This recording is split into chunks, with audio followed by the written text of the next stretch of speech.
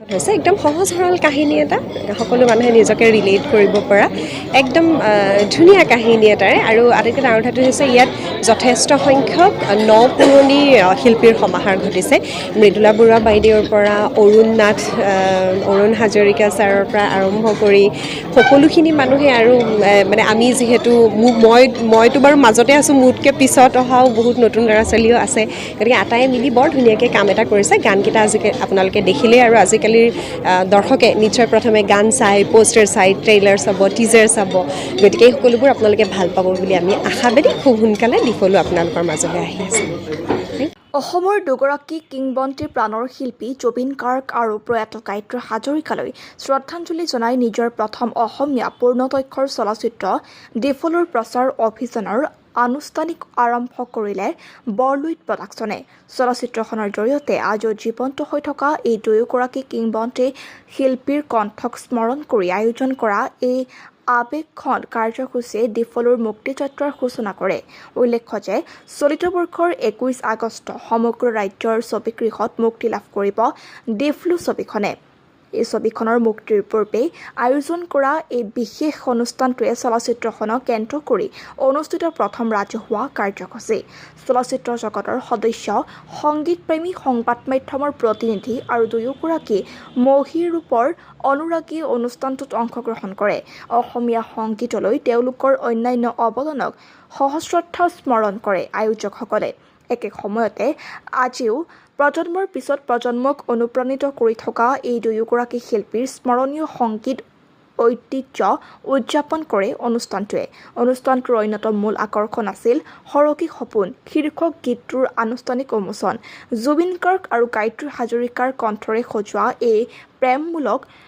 দ্বৈত কণ্ঠৰ গীতটোৱে চলচ্চিত্ৰখনৰ সৈতে জড়িতসকলৰ লগত শ্ৰোতা দৰ্শকৰ বাবেও বিশেষ আৱেগিক তাৎপৰ্য বহন কৰে মন কৰিবলগীয়া যে অসমৰ সাংস্কৃতিক জগতত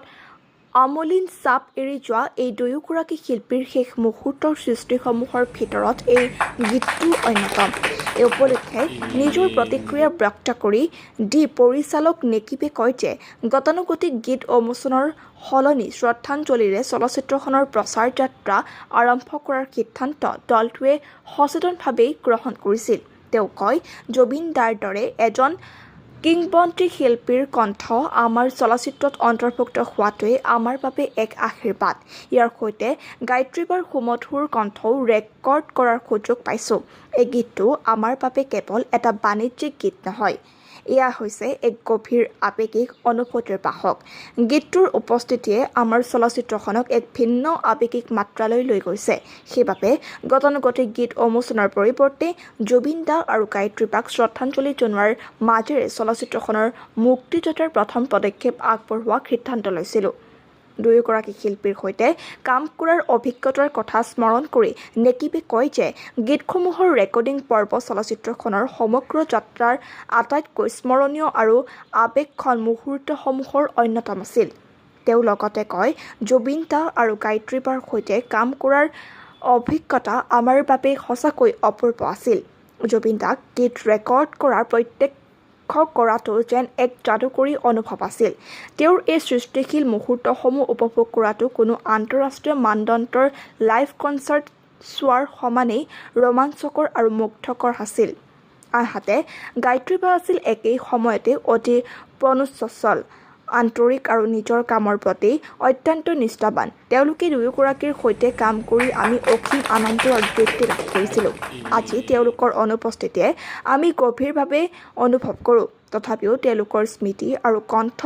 আৰু সৃষ্টিৰাজি চিৰদিনৰ বাবে আমাৰ হৃদয়ত সজীৱ হৈ থাকিব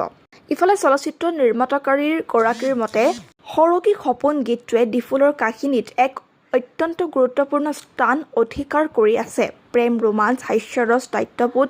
আৰু সামাজিক সচেতনতাৰ দৰে বিভিন্ন অনুভূতি আৰু বিষয়বস্তুক এক সূত্ৰত গাঁঠি ৰখা এক আৱেগিক সেতু হিচাপে গীতটোৱে চলচ্চিত্ৰখনত বিশেষ ভূমিকাও পালন কৰিছে